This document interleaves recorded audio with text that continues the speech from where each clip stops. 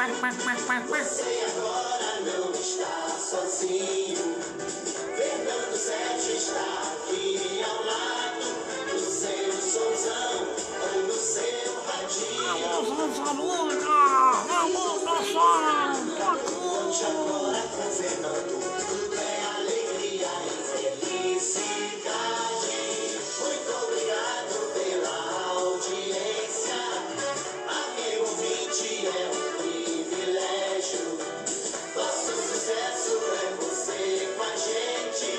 Aqui Do show do Fernando Sérgio, Fernando Sérgio, Fernando Sérgio, Fernando Sérgio.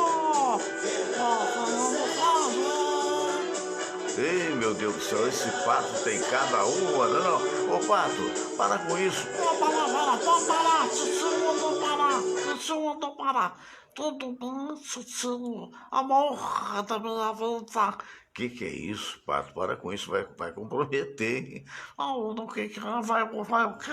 Não, deixa pra lá, melhor não. Ah, então tá, bom programa pra você, Titio. Quá. Esse pato. Alô, você, boa tarde, mas boa tarde mesmo. Estamos iniciando mais um programa. Eu quero agradecer logo no início do programa aos queridos amigos que estão prestigiando a gente no YouTube, né? Nós temos como meta atingir 100 mil inscritos e vamos chegar lá, devagar e sempre vamos chegar lá. Por isso é muito importante, se você puder se inscrever, não é? É muito fácil, você entra no youtube.com, né? E aí você tem lá o canal, o nosso canal, o canal do Fernando Sérgio. E aí tem o inscrever-se, é só clicar em cima do inscrever-se que você vai estar inscrito e vai nos ajudar. Se tocar no sininho, toda vez que a gente entrar no ar, como agora, você vai ser informado. Não quer dizer que você tenha que parar tudo para ver o programa, não há necessidade. E é curioso que as pessoas se acostumam com o rádio e acabam esquecendo que a internet é muito mais dinâmica do ponto de vista de você ver um programa ou de ouvir um programa. Por quê? Porque você pode ouvir a hora que você quiser. Né? Eu quero mandar um abraço para o meu amigo Álvaro da Camélia Flores, que recentemente até mandou um recado tão carinhoso através do jornalista Aziz Ahmed, que tem coluna aqui também no nosso programa às sextas-feiras. Ele que é colunista, admirável jornalista, e tem uma coluna muito bonita às terças-feiras e às quintas-feiras no jornal O Povo. E o Aziz, conversando com o nosso querido amigo, o Álvaro Lacabelli, o Álvaro falou, puxa, mas é extenso, né? 40 minutos, né? E depois é que via no teu quadro, mas gostei muito, o Fernando Sérgio, sinto falta dele no rádio, ele respira o microfone, e é verdade, né? Não é que eu vá respirar, mas que é uma coisa que é a vida da gente, são os instrumentos da vida da gente, cada qual com o seu. O médico tem o bisturi, o médico tem o estetoscópio, né? O advogado tem os seus livros, tem isso e tem aquilo. E nós, radialistas, nós jornalistas, temos a pena, não é? Hoje ninguém mais faz isso a pena, nem máquina de escrever, temos os computadores, né? E temos também, como ele mesmo disse, o microfone. Mas apenas uma informação, ninguém tem que ver o programa inteiro o tempo todo. Eu pretendo, em termos futuros, fazer um programa mais curto quando eu voltar lá de Portugal, que eu vou em outubro, né, se Deus quiser, para ver o nascimento da minha neta, mas quando eu voltar, devo voltar em janeiro. Vou fazer um programa de lá, trazendo as vistas portuguesas, as coisas bonitas, lindas que aquela terra tem, e quiçá, se houver oportunidade, numa outra ou em algumas outras capitais da Europa, né? E aí serão flashes curtos, né? O que eu chamo de flash curto? Na falta de melhor, os mais novos devem ter um outro nome para isso. Então serão, na verdade, flashes de reportagem, comentários, mas de 10 a 15 minutos apenas. Por quê? Porque quase tudo na internet é em torno de... tem palestras inteiras, mas para facilitar a pessoa, a gente tem essa condição. Depois de 3 anos já fazendo o programa, quase 4, né? a gente vai ter já está pensando em fazer uma estrutura em que, na verdade, seja separado o programa, ou a parte opinativa e a parte das entrevistas, né? Então, por exemplo, a parte opinativa, eu tenho vontade de voltar, eu tenho recebido muitos e-mails, muito zap de amigos nossos. Poxa, por que você parou com a palavra amiga? E a palavra amiga, ela até originou um livro, né? Tá até aqui o livro, você vai me dar licença, porque eu esqueci de pegar. Eu vou sair um pouquinho de foco para mostrar para você. Ela originou um livro chamado Vida e Sucesso, né? Então, eu escrevi esse livro a partir de pedido de opinião. Aqui, está aqui, ó. Vida e Sucesso, Fernando Sérgio, uma visão espiritualista e ecumênica do nosso tempo. O que significa isso? Visão espiritualista significa que, na verdade, eu sou espiritualista, aliás, todos os religiosos que acreditam em Deus são espiritualistas, né? Se bem que há uma vertente hoje da chamada, daqueles cientistas que não são crentes, são digamos assim, ateus, e que a espiritualidade é, na verdade, o sentimento do ser humano enquanto ele vive. É uma tese, mas eu particularmente acho que existe uma força divina, né, que nós chamamos de Deus, extraordinária, né, cujo maior representante na Terra para mim foi Jesus, né, mas tem outros representantes extraordinários que falaram muitas coisas boas. Muito bem, então esse é o lado espiritual. E o lado do sucesso é o ser bem-sucedido. Não quer dizer que você vai ser bilionário. Você pode ser se tiver terra e idade e se realmente tiver um talento que seja bem administrado por outros e por você mesmo, né? Enquanto menino, que seja por você. Então, isso é possível, mas é muito difícil.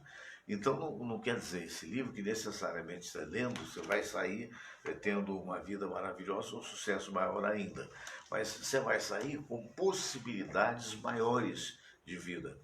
E é isso que eu falava, quando eu falei para você que esse livro deu origem à palavra, foi originário, perdão, não deu origem, foi originário da palavra amiga que eu fazia no rádio durante mais de 20 anos. Por quê? Porque o ouvinte, o espectador, ou mesmo o internauta, hoje, ele, quando gosta de um trabalho, quando acompanha um trabalho, ele confia no bom senso daquele que está apresentando o trabalho, do comunicador, do apresentador, não importa. E muitas das vezes, né, ele manda para a gente, nossa, na época do rádio, hoje já mudou tudo isso, é tudo através de zap. Mas na rádio, eu me lembro, lá nos idos dos anos 84, quando eu estava na rádio, Tupi, né? Quando eu saí da Globo, fui para Manchete, depois Tupi, e voltei em 90 e fiquei até os estertores 2016, estertores daquela programação, né? A gente tinha milhares de cartas, né, de pessoas que têm problemas, todos nós temos, eu inclusive não sou diferente de você, e essas pessoas acreditavam que uma opinião poderia ser dada por mim ou por qualquer outro comunicador, mas de preferência era por mim porque eu tinha o quadro Palavra Amiga, porque você não está mergulhado no problema. E tinha o benefício da autonomia, de ser, digamos assim, anônimo, né? Tinha o benefício do anonimato, né? Então a pessoa escrevia, digamos assim, Loura do Caxambi, né? ou açougueiro não sei de onde, enfim, a pessoa vivia um problema e esse problema a gente falava dele. Eu me lembro dessa matéria aqui, né? Que é muito interessante, né? Eu recebi, está vendo aqui, ó, se chama assim, o câncer, olha só. O que fazer diante do diagnóstico do câncer, ou mesmo quando se tem um ente querido com essa doença terminal? E na época, né, a resposta que eu tive a oportunidade de dizer, inspirado, você vai falar assim, inspirado por quê? Se você faz parte de toda e qualquer religião, eu sou espírita kardecista, mas digamos que você é católico ou você é batista, como o meu amigo, olha, agora me fugiu o nome dele, uma pena. O Pedrinho, pois é, o Pedrinho, e o João, enfim, de que religião você pertença, na verdade, você então vai perceber, tem sempre nesse livro uma citação de pessoas maiores do que eu ou de que nós, ou pelo menos atribuído a estas. Então, cada página e meia, né? Cada página e meia, ela tem uma fala, por exemplo, vou tomar aqui, por exemplo, a fala do lama tibetano Ashta Parlav. Quando a noite cai, olho para as estrelas e procuro saber em qual delas meu amor estará. Hoje não sei, mas quando daqui me for, com certeza estarei por lá. É uma palavra de um lama tibetano, muito bonita, que é esperançosa nesse momento em que a gente tem tantas mortes, né? Apesar de que tudo está diminuindo, mas tomara que diminua de vez e vai demorar um tempo, né? Ainda hoje eu fiquei sabendo, nós todos estamos sabendo, que o Luciano Zafir, né? Ex da Xuxa e pai da Sasha, está internado e entubado com Covid. E a situação dele, segundo o jornalista Léo Dias, é grave, é grave. Quer dizer, então é preciso tomar todos os cuidados, né? É preciso olhar a máscara, ou usar a máscara, perdão, né? É preciso você ter a vacina, não importa qual vacina, não escolha vacina, vai ter vacina. Então a resposta sobre essa pergunta que eu disse, né? O que fazer diante do diagnóstico de câncer, ou mesmo quando se tem um ente querido com essa doença terminal, foi a seguinte: os espíritos iluminados que nos ensinam que as doenças não existem, mas sim pessoas doentes. Isso porque sabem que desde o início dos tempos convivemos com bactérias de todos os tipos e elas só se manifestam como doenças quando o nosso sistema imunológico está fragilizado. Mas mesmo isso sendo verdade, claro está que um diagnóstico de câncer abala qualquer um da família, mesmo aqueles mais espiritualizados. Eu mesmo tive uma pessoa muito querida na família que teve esse diagnóstico, tendo se submetida à extirpação cirúrgica do tumor e algumas sessões de quimioterapia e outras tantas de radioterapia. Passado o espanto, toda a família juntou ao lado dela e ela, por sua vez, sempre otimista, conseguiu vencer a doença porque descoberta a tempo. No entanto, nem todos vencem. E quando isso acontece, a perda do ente querido traz luto e dor. Mas, amigo, tanto no primeiro caso como no segundo, é preciso orar e lutar com todas as forças que a medicina tenha, a ciência, para, se possível, dar a recuperação ou o conforto à pessoa que se vai. Caso você saiba, como eu sei, que a vida não termina com a morte física e que a morte outra coisa não é mais do que uma passagem, uma separação momentânea, claro que irá sofrer você, mas terá a certeza do reencontro na pátria espiritual. Caso o ente amado consiga a cura, agradeça sempre a Deus e aos médicos e aproveite ao máximo esse tempo extra que lhes foi dado. Caso desencarne, chore, o que é natural, sofra a ausência, o que é normal, mas tenha a certeza de que você, sendo amado por aquele que se foi, tão logo possa passar da dor e da revolta para a saudade e a consequente alegria de ter convivido com ele. Há de entender que essa atitude positiva muito contribuirá para que o espírito querido siga o seu caminho e também para que um dia possa haver o reencontro de vocês dois. Então, esse livro, O Vida e Sucesso, vou te mostrar mais uma vez, ele está à venda no Mercado Livre, mercadolivre.com.br, né? Ele está à venda por lá Então fica a informação. Ele trouxe, na sua totalidade, dezenas de casos de perguntas as mais diversas e a gente respondeu na medida do possível com a melhor das intenções. Então o que eu diria é exatamente isso. A gente vai fazer um programa a partir de janeiro, né, que será o Papo Amigo. Não vou chamar de palavra amigo, porque na outra rádio os caras tiveram a indelicadeza de eu tendo esse quadro Palavra Amiga há mais de 30 anos, de repente botaram num outro programa também. Então eu mesmo sintetizei o Papo Amigo e isso será distribuído nos diversos canais que a gente tem. E depois as entrevistas, como essa agora que eu vou fazer. Né? As entrevistas serão feitas no futuro em separado, pelo menos essa é a minha intenção. Eu vou trazer para vocês hoje o nosso querido desembargador José Augusto Araújo Neto. Então vamos lá, já estou fazendo aqui a videochamada, né?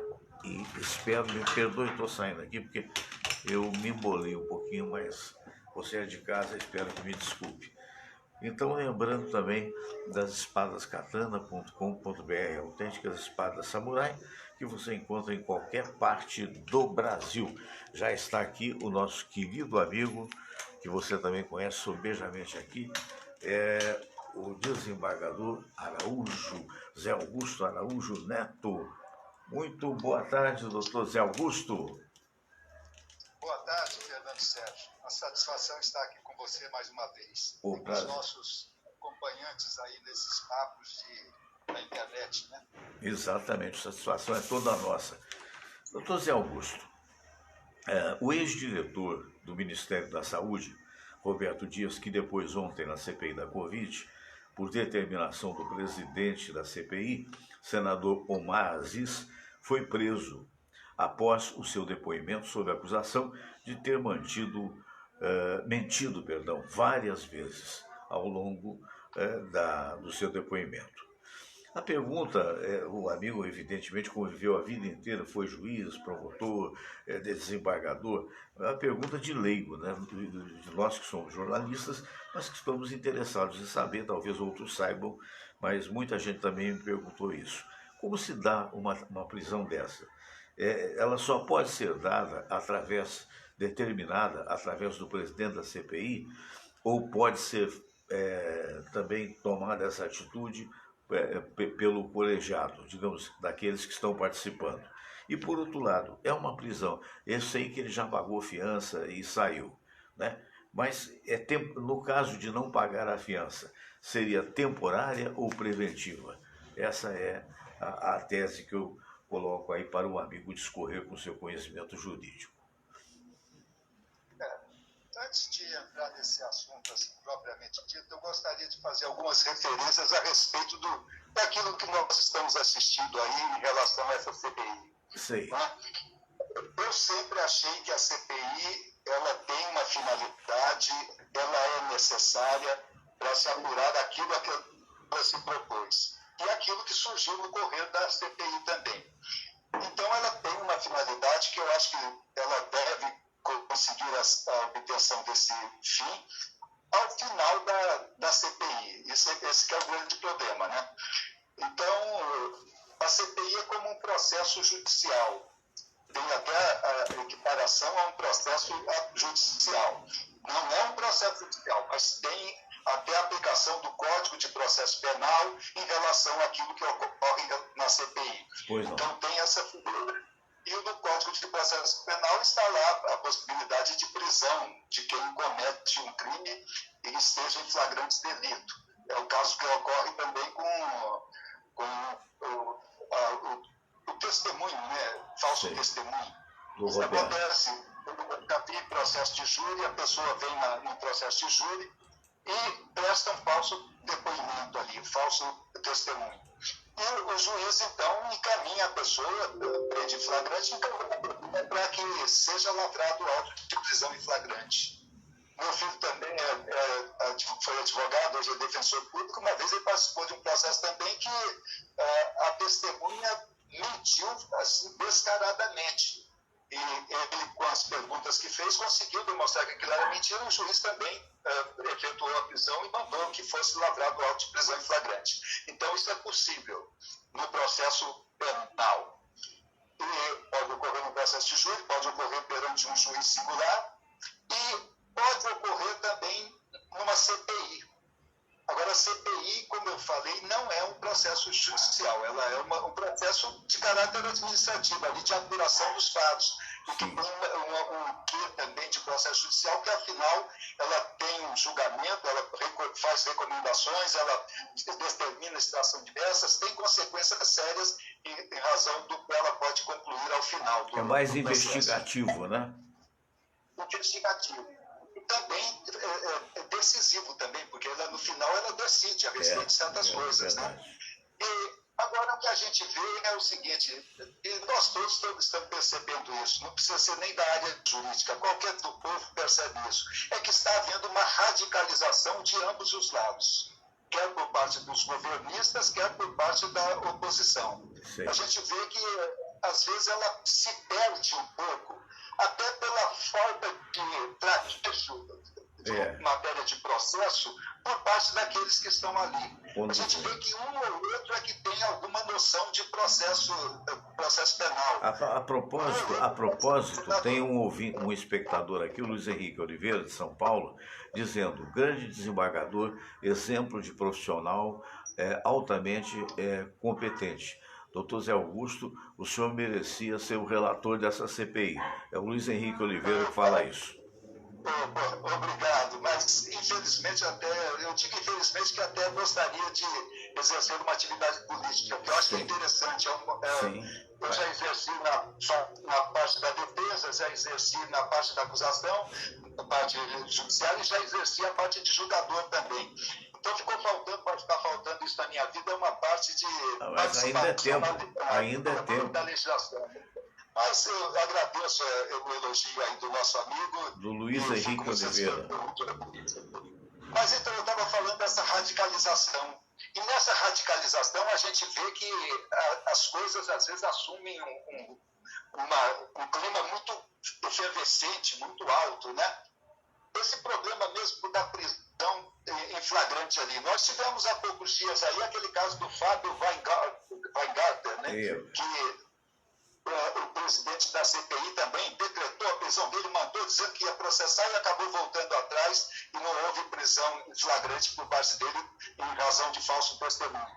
E ontem eu até não assisti todo aqui na hora que estava acontecendo. Vi depois da televisão, que isso foi reproduzido várias vezes, e vi o que aconteceu lá com o Roberto Dias, né?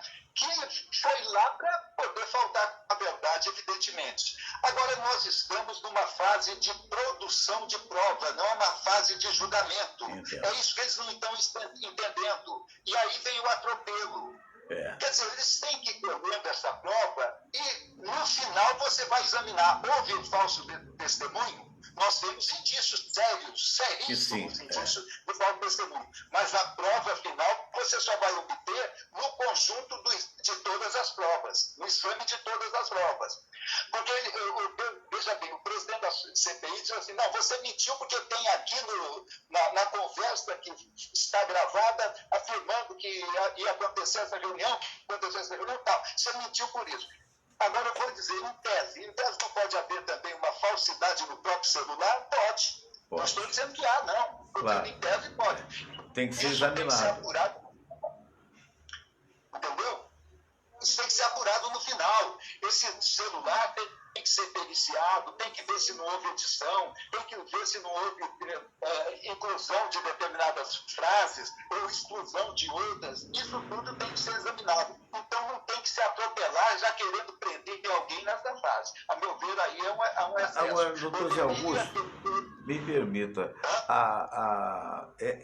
essa prisão ou qualquer outra prisão que venha a acontecer, qual é o sequencial dessa prisão? Você vai para a delegacia ali no subsolo do Congresso e a partir daí, dentro dessa pergunta, o cidadão que tenha condições de pagar a fiança, isso de alguma forma favorece a ele, mas favoreceria a especulação sobre a verdade? Olha, aí vai acontecer o seguinte, já houve lá a lavratura do dedo lá, do falso testemunho, isso vai ser encaminhado a um juiz de direito, porque já houve a prisão, e se ele estivesse preso, o juiz ia fazer aquela audiência de custódia, para ver se manteria ou não a prisão. Não. Sim. Não é? É isso então, que ficou bem explicado. Se chega numa audiência de custódia, que é feita imediatamente, 24 horas após a prisão, o juiz ia examinar primeiro se é caso de decretação de prisão preventiva, ou de prisão preventiva. Porque hoje nós temos a prisão em flagrante, a prisão temporária, a prisão preventiva e a prisão por força de pronúncia no caso de júri. Antigamente nós tínhamos a prisão em flagrante, a pessoa ficava indefinidamente preso por prisão em flagrante. Ou seja, o título da prisão era prisão em flagrante. Hoje não, hoje tem a audiência de custódia, o sujeito é preso, vai na presença de um juiz e o juiz vai verificar se aquilo é caso de decretação de prisão. Se for caso de decretação de prisão, ele converte aquela prisão em flagrante em prisão preventiva. Pois é. Então passa a ser qual é a vantagem de se fixar uma fiança? Ele pode fixar a fiança à sua vontade ou há parâmetros que não, vai pagar 10 mil, vai pagar 20 mil? Qual é a vantagem do ponto de vista legal que um cidadão pretensamente criminoso ou meliante, ou que não me tenha, saia porque tem o dinheiro para sair? Olha, determinados crimes permitem o oferecimento de fiança. Né? No caso, foi fixada a fiança em R$1.100. Aqui no Brasil, as fianças são fixadas em valor muito ínfimos. O que significa uma fiança? Uma fiança significa o seguinte: eu estou depositando judicialmente, neste processo penal, uma tal importância que essa importância é tão representativa para mim que eu não vou fugir ao processo, que eu não posso perder esse dinheiro. Assim acontece nos Estados Unidos. Você verifica lá que as fianças de 100 mil dólares, 500 mil dólares, $1 milhão é desse jeito. Se o sujeito tem dinheiro, ele tem que oferecer uma fiança muito grande. Ou seja, aí você praticamente concorda, não sei, que deveria haver leis um pouco mais fortes. Talvez não sejam as leis que não sejam fortes, é a aplicabilidade delas que, infelizmente, nem sempre... Até as leis também, porque também há limites. A lei lá prevê a possibilidade de fiança, tem os limites para fixação de fiança. Sim. Então, uma fiança de 1.100, a pessoa vai deixar de responder ao processo, ela não pode deixar de responder ao processo abandonando esse dinheiro e fugindo. Ela não se fixa o distrito da culpa em razão de R$1.100. Quer dizer, isso não significa nada. Nada, é verdade. A gente vê nos Estados Unidos que muitas vezes é fixada uma fiança tão alta que a pessoa sequer tem capacidade de pagar aquilo, tem que arranjar dinheiro com amigos, com família, e daí ele fica preso a um processo por isso, por causa da fiança. Mas se a pessoa é absolvida, no final o dinheiro da fiança é devolvido se é absolvida no final. Então é uma garantia que ele dá, garantia pecuniária, de que ele vai responder ao processo. No Brasil isso é uma insignificância, R$1.100. Ele pagou e foi responder o processo em liberdade por fiança, e nem vai a uma audiência de custódia. Por quê? Porque ele não permaneceu preso em razão da prisão em flagrante. Então o juiz nem vai apreciar isso porque ele já deu a fiança. Agora, essa também é uma situação que a gente fica vendo assim. Seria o caso de prisão em flagrante nesse caso, que se o juiz tivesse que examinar isso, a lei fala o seguinte, que a prisão preventiva só é cabível em crimes apenados com mais de 4 anos de reclusão. E sabe qual é a pena do crime de falso testemunho? Antigamente era 1 ou 2, agora passou a 2 a 4 anos de reclusão. 1 a 4. 2 a 4 com bom comportamento, você sai no primeiro ano? Passou, então é uma pena que, se ela não tiver uma causa de aumento de pena, a pena máxima é de 4 anos de reclusão. Sim. Então, antes de detenção, creio eu. Pode aqui, tem que ver, é fácil ver aqui, pode confirmar. Eu não tenho aqui a notificação que houve, mas era de 1 a 3, quer ver, artigo 342, era reclusão de 1 a 3 anos de reclusão. Passou a 2 a 4 anos de reclusão, isso foi alterado por uma lei 12.850 de 2013, recentemente, não é bem tanto tempo assim não, 2013, que foi alterada. Então é a questão de se indagar. Teria, no caso, alguma causa de aumento de pena que justificasse a aplicação de uma pena superior aos 4 anos de reclusão? Daí nós temos que recorrer lá à lei da CPI, que trata da CPI. Você sabe de quando é essa lei que trata da CPI? Não. Lei 1079, que foi sendo modificada algumas vezes. Sim.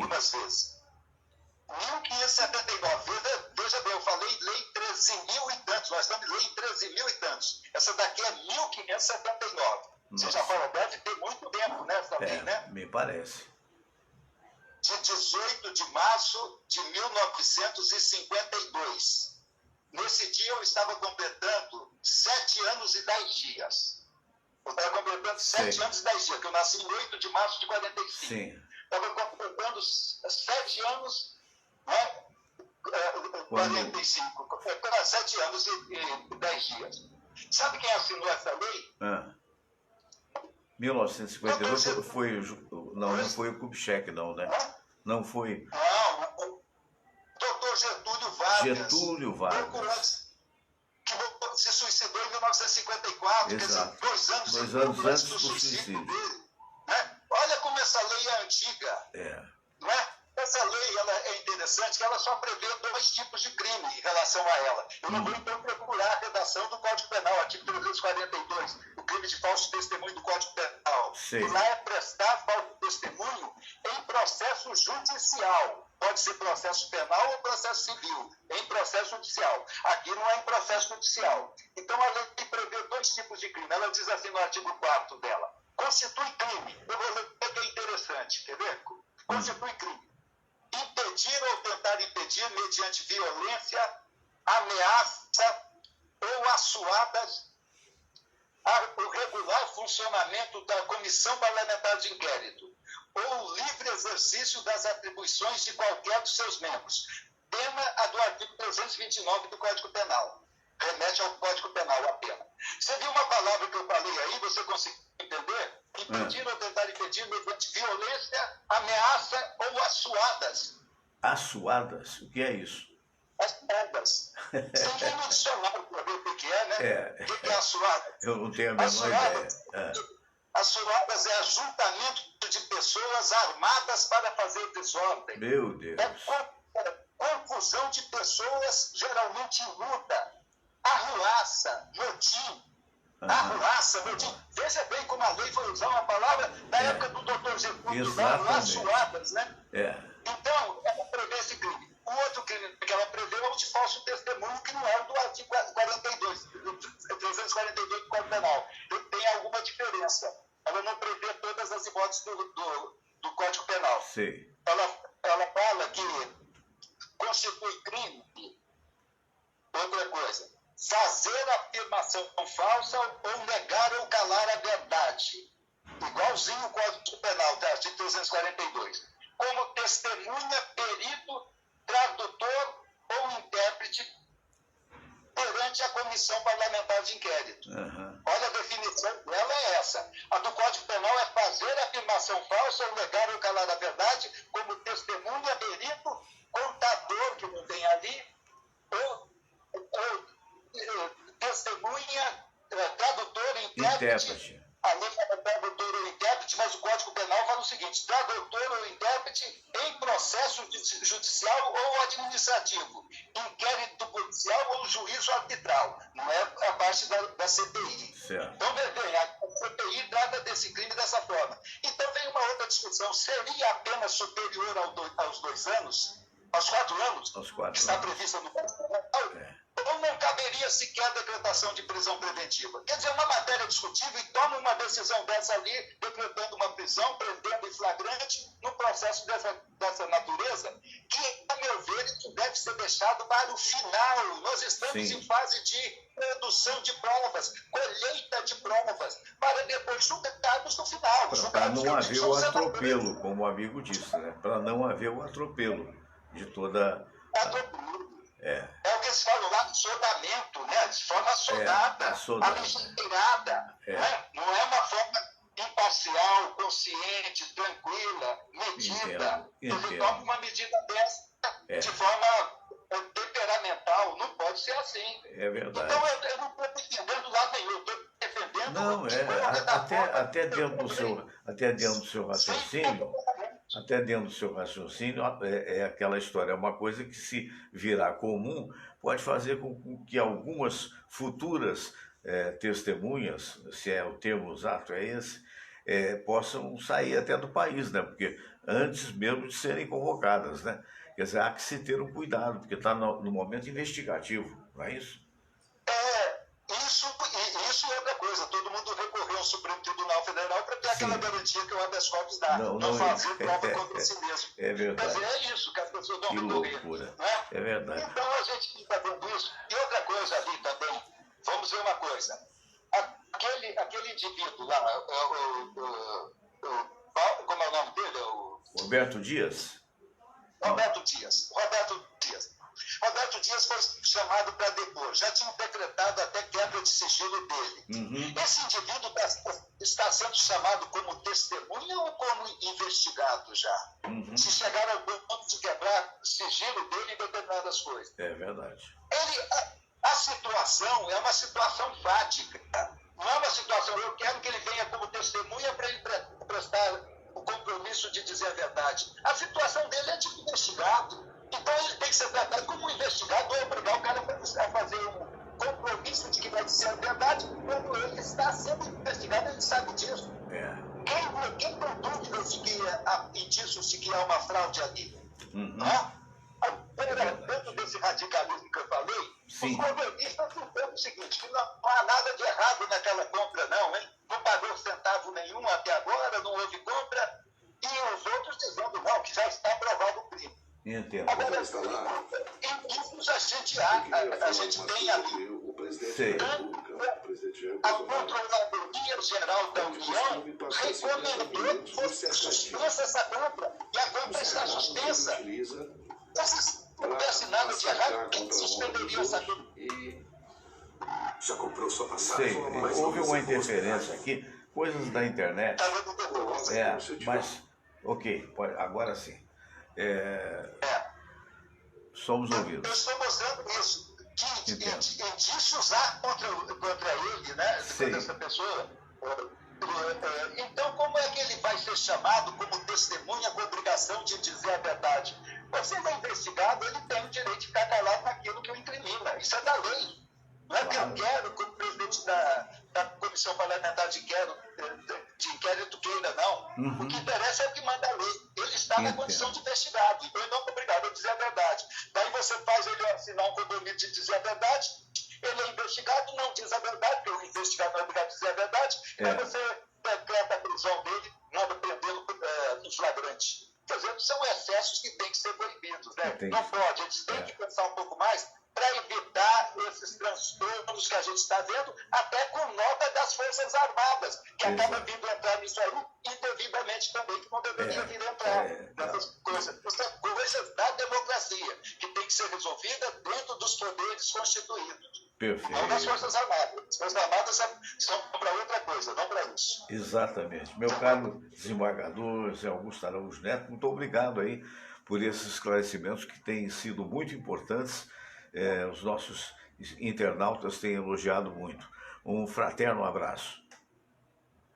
Para você também, um fraterno abraço, e também aos nossos internautas também. Muito obrigado a todos. Muito obrigado. Eu concordo plenamente com o que ele disse, né?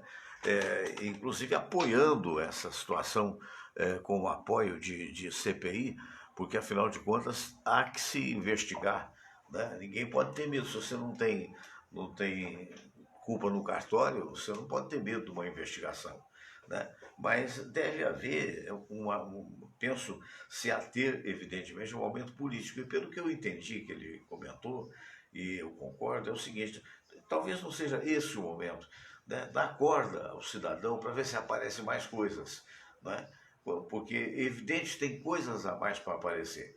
Essa CPI, ela está, apesar de todos esses atropelos, como ele disse, é preciso ter uma orientação jurídica. Alguns dos senadores, com certeza, são advogados, para que ela tenha uma condução, não ficar querelando com poderes públicos e vice-versa também, o poder público ficar querelando com os senadores da CPI. Agora pareceu que eu que sou antigo e sou mesmo, né? Querelando quer dizer discutindo, né? Você tem que discutir o óbvio, o que está acontecendo no Brasil, apurar as responsabilidades. Por que o Brasil chegou a 500 e tantos mil mortes na CPI? Por que houve tanto atraso com relação à compra das vacinas? E por que houve essa situação com esse cidadão Roberto Dias, com uma conversa fiada, muito fiada mesmo, como se dizia antigamente, dizendo que ele estava no restaurante e do nada apareceu lá o cidadão que estava querendo vender 400 milhões de doses de vacina, oferecendo $1 para cada a mais como propina. Quem aceitou, não aceitou, tudo isso é questão de indicação. Agora, se você dá voz de prisão, né, como o senador presidente deu, na realidade, quer dizer, então se tu vai ali, faz aquele aparato, se tu sai meio abatido, a advogada junto, ela vai interpor lá um recurso, depois vai ter uma audiência de custódia, depois a audiência de custódia, ela pode ou não, né, estabelecer, digamos assim, uma pena, né, que seja provisória, que por pouco tempo, ou que seja preventiva do ponto de vista do cidadão, por exemplo, não sair do país, aí pega passaporte, essa coisa toda, né? Agora, é um movimento que tem que ser olhado com a calma natural das coisas, né? É muito ruim quando se vê, seja um membro da oposição ou da situação, depreciar aquilo que está ocorrendo, porque, na verdade, aquilo faz parte da Constituição brasileira. É possível, né, de tal acontecer. E seguramente para quem é preso é muito complicado, porque deixa de ser réu primário, né? Então, até então, o cidadão, aí, nesse caso, Roberto Dias, era réu primário. Ah, mas ele pagou uma fiança ridícula, como disse aí o nosso querido desembargador. Ridícula a fiança, R$ 1.100. E ainda mais para quem foi diretor do Ministério da Saúde, que deveria ter um pouco do salário. Então, se ele pagou na expectativa de voltar, porque se for provada a inocência, aquilo retorna para o seu bolso. Eu acho que isso não deveria ser assim, deveria ter fianças muitíssimo mais altas, né, para que o cara experimentasse o rigor do cárcere, né, nem que fosse por pouco tempo, e para depois fazer com que realmente as pessoas tenham um pouco mais respeito por aquela Inquisição. Eu vi oposicionistas tentando fazer palanque a partir de fatos que merecem ser investigados. E vi governistas tentando fazer palanque a partir de fatos que merecem ser investigados. E, na verdade, a situação não é retórica. O que é retórica? É o palavrório. Não é o palavrório. É a situação que é muito importante, essa situação, para que a gente entenda o que está ocorrendo. Na verdade, as pesquisas estão aí, existem hoje já uma preocupação grande com relação a 2022, e só vai sobreviver quem conseguir sobreviver politicamente, que eu digo, quem conseguir provar de que, na verdade, não teve responsabilidade nisso. E, nesse particular, o governo federal está, segundo as pesquisas, está perdendo cada vez mais apoiamento. E não é só isso, não. Ontem eu estava vendo aqui o Zé Luiz da Atena, e ele com aquela maneira franca de dizer e tal, falando dos pedágios em São Paulo que passaram a 30 e tantos reais. E ele fazia assim com um assalto, assalto. E não deixa de ser um assalto à mão desarmada. O custo de vida está aí, o bujão de gás está chegando a R$ 90. Quer dizer, o que o ministro Guedes faz? É uma pergunta que eu não consigo responder. Ah, ele é bonito, ótimo. Para quem gosta, está um prato cheio. Ah, ele é elegante, aplausos. Ah, ele é formado lá nos Estados Unidos. Oh, what a wonderful thing. Oh, que coisa maravilhosa! Mas, meu Deus do céu, se você entrar no supermercado, é um negócio louco. Hoje eu vi qualquer coisa, eu não me lembro que eu foi ontem. Eu tenho a sorte de ter um supermercado aqui do lado de casa, que é o Supermarket, a pessoa, família Torre, eu mando um abraço. Então, qualquer hora que precisa de alguma coisa, você vai ali do lado, andar 40, 50 metros. E eu vi, isso eles não vão gostar muito que eu fale, mas essa é a verdade. Tinha um item lá que agora, quando eu acabar o programa, eu vou lembrar. A memória da gente é assim, não é? Na hora que você precisa, Deus viola, né? Mas tinha uma coisa que custava R$ 10 há 2 semanas. Hoje custa R$ 13. Gente, R$ 13, mas é baratinho. No primeiro que não é o problema de ser barato ou caro. R$ 13 é um aumento de 10%, né? Não, não, perdão, 30%. Ô, Fernando, 30%. Numa inflação que dizem, que a gente nunca sabe qual é o cálculo maluco que esse pessoal faz, que estaria em 5,7%. O cidadão aumentou do dia para a noite 30%. E é esse o golpe que está havendo na economia para o coitado do povão. Você sabe por quê? Porque aí vem as ofertas. Estou falando desse, acontece no Guanabara, acontece no Mundial, acontece tudo quanto é lugar. Então, na oferta você vai, mas invariavelmente você vai comprar uma coisa fora da oferta. Então, se você comprar 5 dias antes, você pagava R$ 10. Você comprou 5 dias depois, faltaria grana, porque você teria que pagar R$ 13.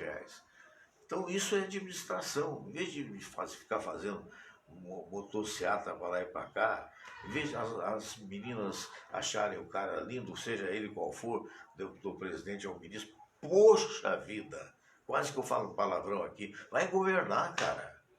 Governar é administrar.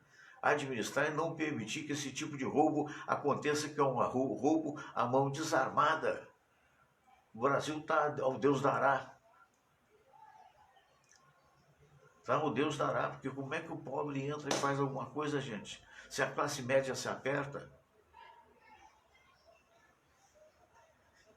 vamos aguardar, né? Tomei até um pouco d'água, porque a boca estava seca, e também para você refletir naquilo que está acontecendo.